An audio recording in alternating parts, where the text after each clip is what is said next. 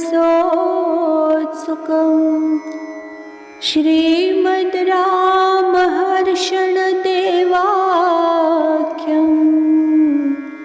सद्गुरुं प्रणमाम्यहम्।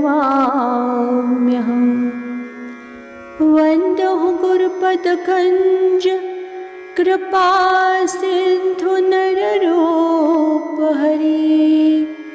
महामोहतमपुञ्ज जासुवचन रविकर निकर।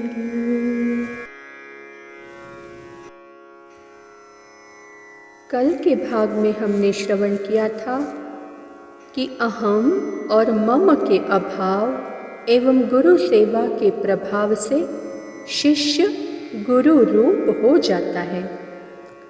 महोपकारक आचार्य का परिभव कभी नहीं करना चाहिए। शरणागत प्रपन्न को गुरुदेव और ईश्वर का सर्वस्व प्राप्त हो जाता है।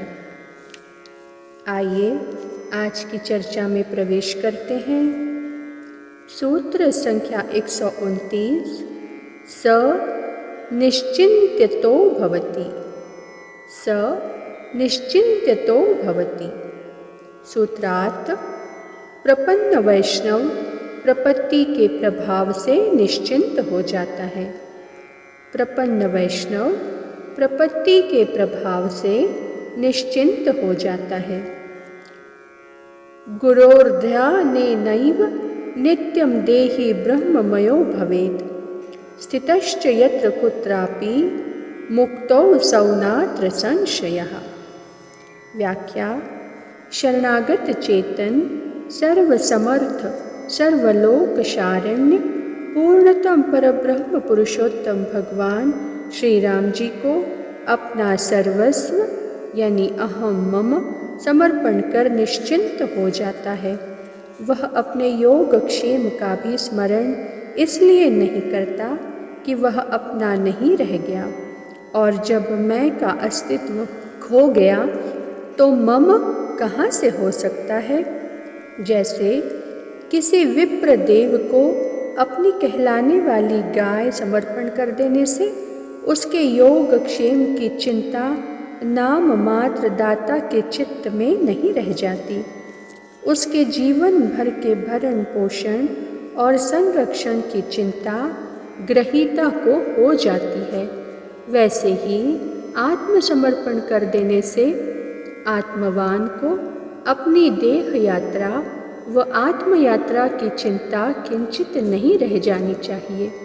उसके दोनों यात्राओं की चिंता तो सर्वसमर्थ सर्वलोक शारण्य परब्रह्म परमेश्वर पुरुषोत्तम भगवान श्री राम जी को है, जिन्होंने योगक्षेमं वहाम्यहम् और अभयम सर्वभूतेभ्यो ददाम्ये तद्व्रतं मम की प्रतिज्ञा कर रखी है।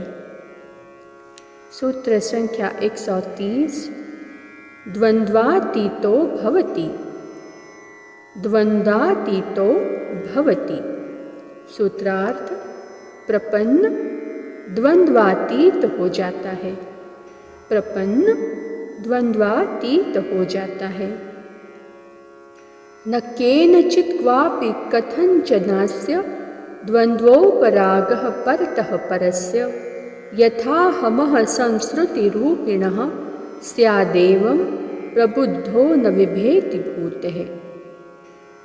व्याख्या: प्रपत्ति पथानुगामी चेतन सुख दुख हानि लाभ जय पराजय निंदा स्तुति और मानापमान आदि द्वंद्वों से पार हो जाता है, क्योंकि वह इन सब द्वंद्वों को शरीर का विकार एवं आत्मा को असंग असंगयोमात्मा जानकर इनसे अभिभूत न होकर सदा शम में स्थित रहता है।